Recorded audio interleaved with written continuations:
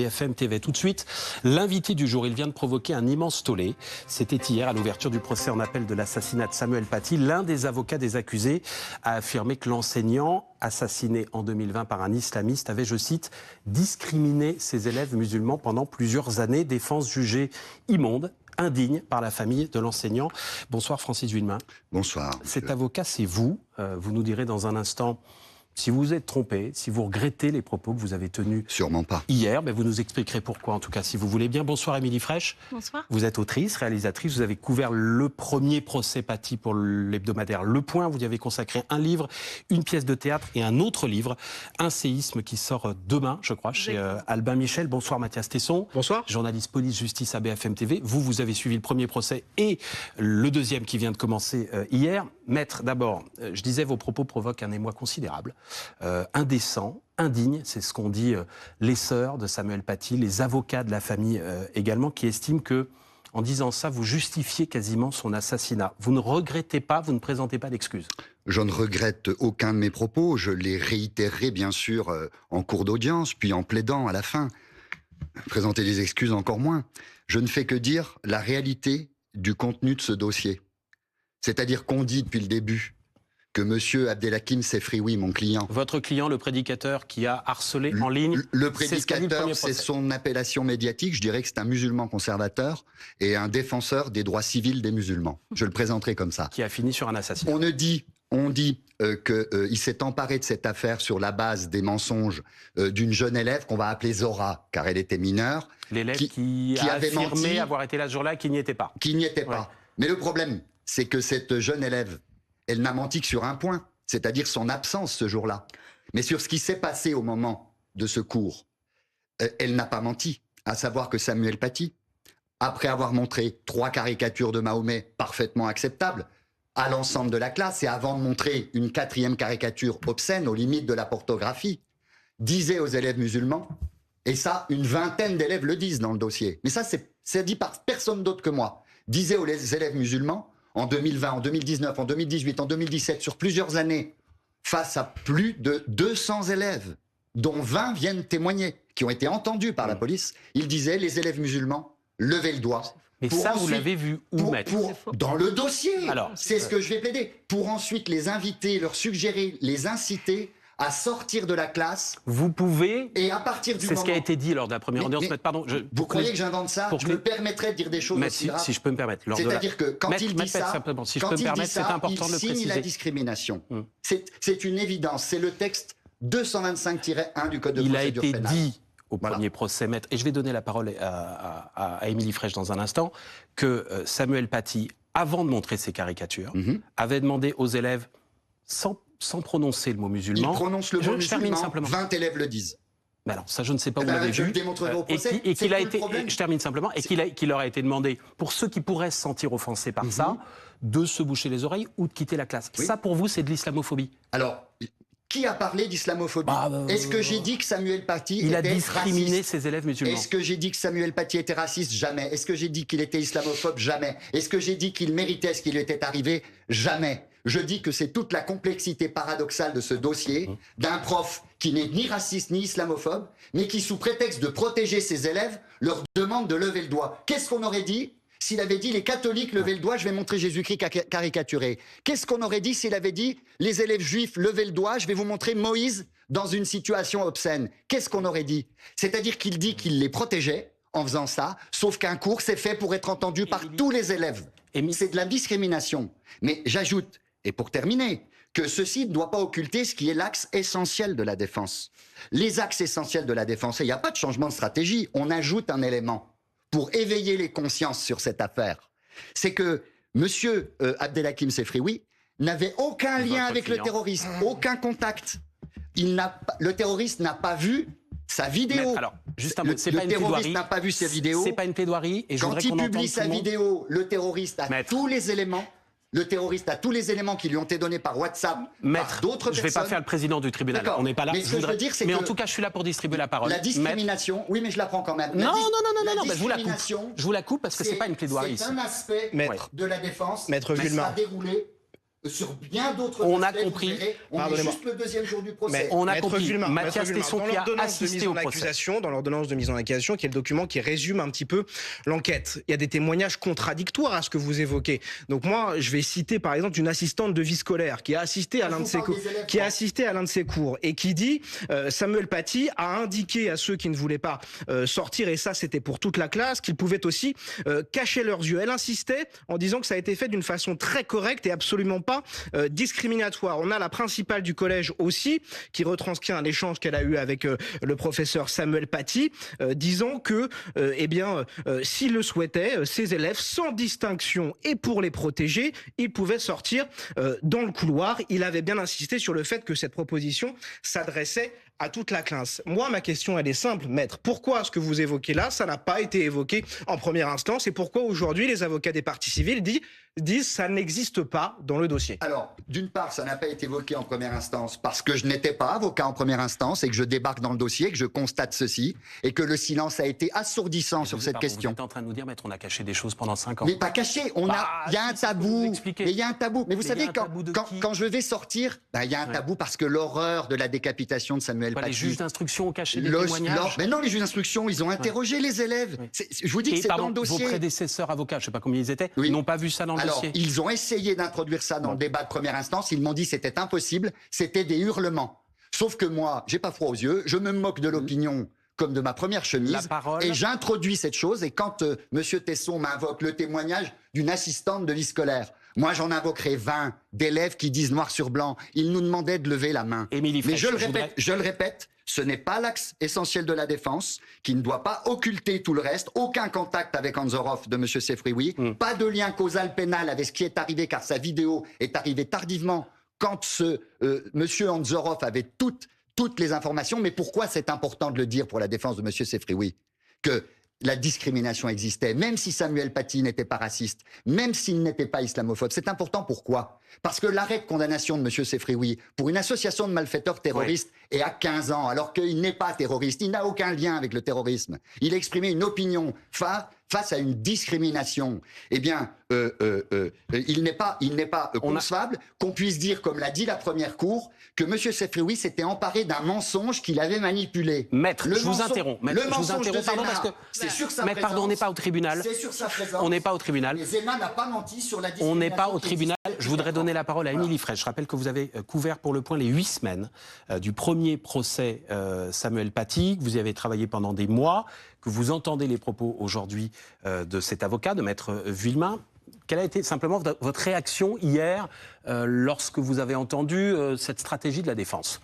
Moi, je suis très attachée, je mesure la chance que nous avons de vivre dans un état de droit, je suis donc très attachée aux droits de la défense, mais je trouve que cette défense d'être sur la question de la discrimination, en réalité, il ne peut plus s'appuyer sur l'accusation de cette jeune fille, puisque cette jeune fille, elle n'était pas présête dans ce cours. La collégienne qui a menti en disant donc ça j'étais ne là, tient plus. Voilà. Donc en fait, on fait l'économie du mensonge, ce n'est pas grave, et cet avocat devient non plus l'avocat de Sefrioui, mais l'avocat des élèves musulmans prétendus discriminés en général. Et là, on voit bien ce à quoi on assiste, à un glissement du procès pénal au procès politique. Et c'est d'ailleurs très intéressant de voir qu'on était cités... Pardon, j'essaie d'aller... Il l'a bien cherché.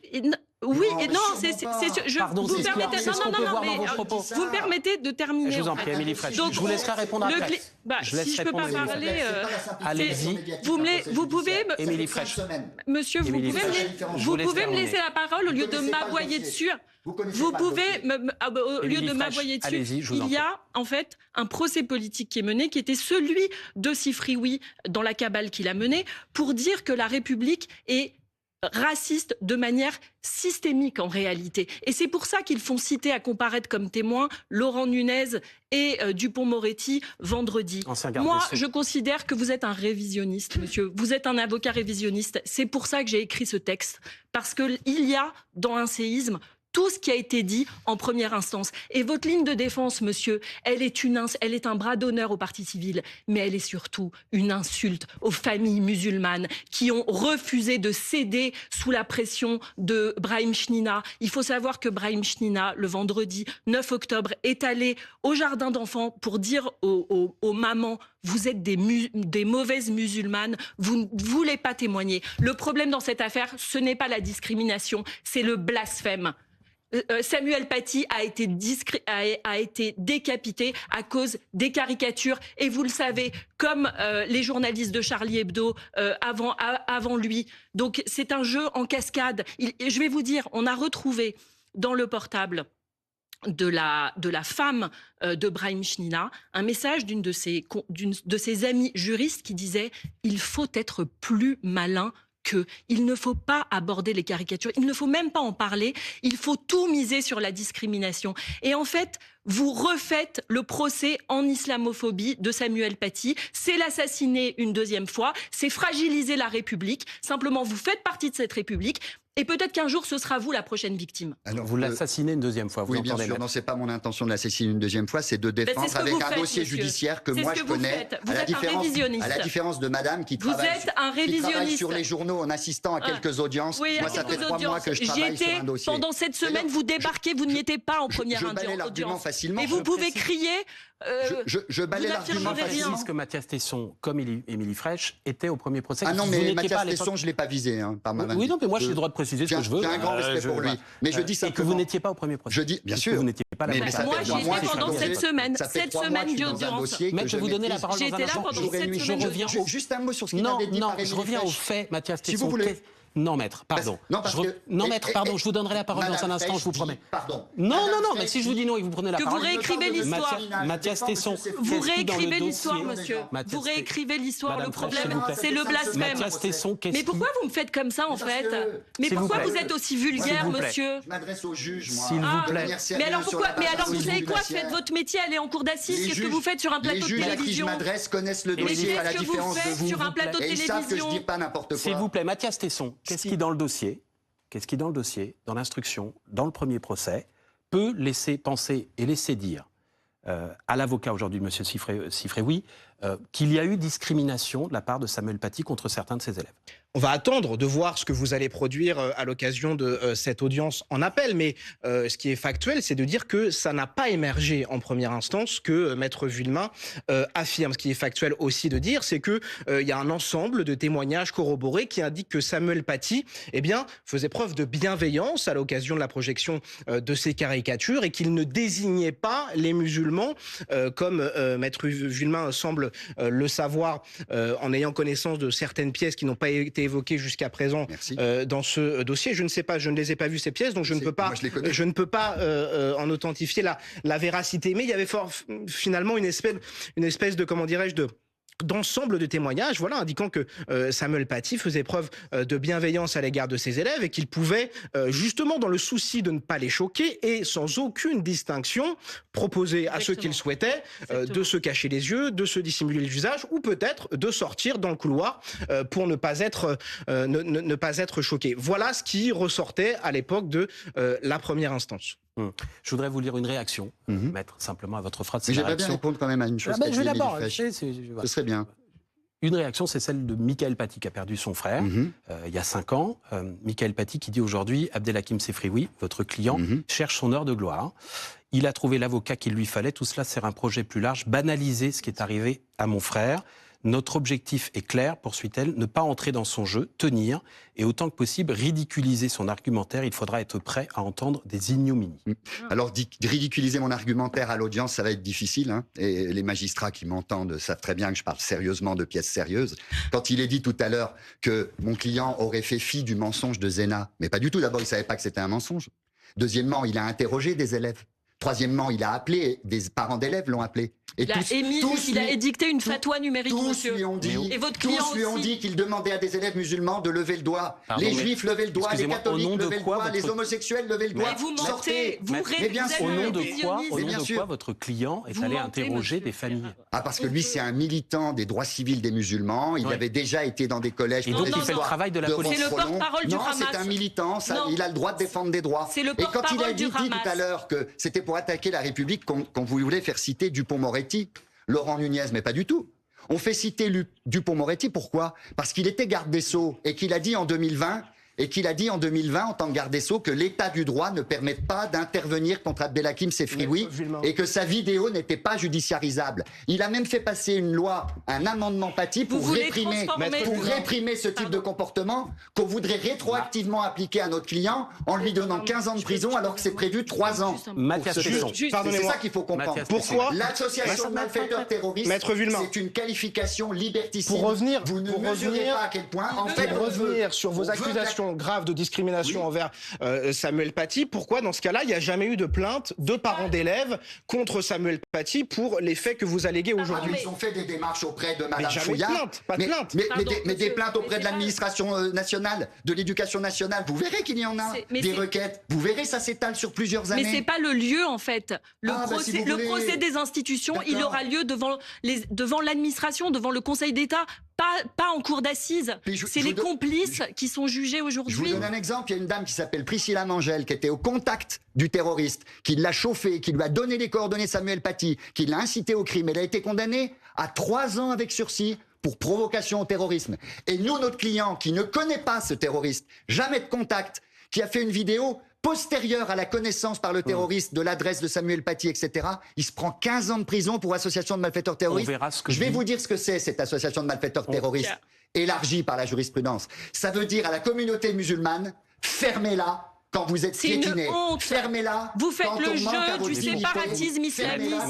On ne peut pas laisser dire des choses. Pardon, maître, on verra ce que dit. On verra ce que dit. De la même façon, les juifs de la même façon. On verra votre réaction. Maître, pardon, stop. On verra ce que dit. C'est ce que je dis. Vous accusez la République. Rendez-vous au tribunal. Vous faites le jeu. Vous faites le jeu du séparatisme islamiste. On verra. Vous faites le jeu du séparatisme islamiste. S'il vous plaît, Madame Frêche. Allez sur CNews. Non, stop. On va en parler dans un instant. Ça tombe bien. Maître, on verra ce que dit la justice pendant le procès en appel. Émilie Frêche, un tout dernier mot, si vous permettez. Je ne vous poserai pas la question parce que je pense que j'ai une idée de la réponse. Le comité de soutien de Samuel Paty réclame son entrée au Panthéon. Hier, Gaëlle Paty, qui était sur ce plateau, a dit qu'elle avait rendez-vous dans quelques jours à l'Élysée. Vous souhaitez qu'il y rentre ? Écoutez, j'ai pas à me prononcer là-dessus. C'est vraiment la famille qui... Voilà, je pense que le moment qui est important, c'est vraiment le moment pénal. Voilà. De pouvoir punir, de pouvoir rappeler ce qui a été rappelé en cour d'assises. C'est-à-dire qu'on ne désigne pas à la vindicte islamiste en édictant une fatwa numérique un professeur qui finit décapité à la sortie de son collège, en fait. Ça, c'est pas possible. Merci à tous les trois. Merci, maître. Merci, Émilie Frêche. Et merci, Mathias Tesson. Émilie Frêche, un séisme, ça sort demain chez Albin Michel. Merci beaucoup d'être venu sur ce plateau. Et tout de suite, cette info BFM TV qui concerne l'affaire Morandini, ou plutôt les affaires Morandini. Il y a quelques jours, vous le savez peut-être, l'animateur télé a été définitivement condamné pour corruption de mineurs. On apprend aujourd'hui qu'il est condamné définitivement dans une autre affaire, cette fois pour harcèlement sexuel, puisqu'il s'est désisté de son pourvoi en cassation. Bonsoir Paul Conge, service police-justice de BFM TV. Bonsoir maître.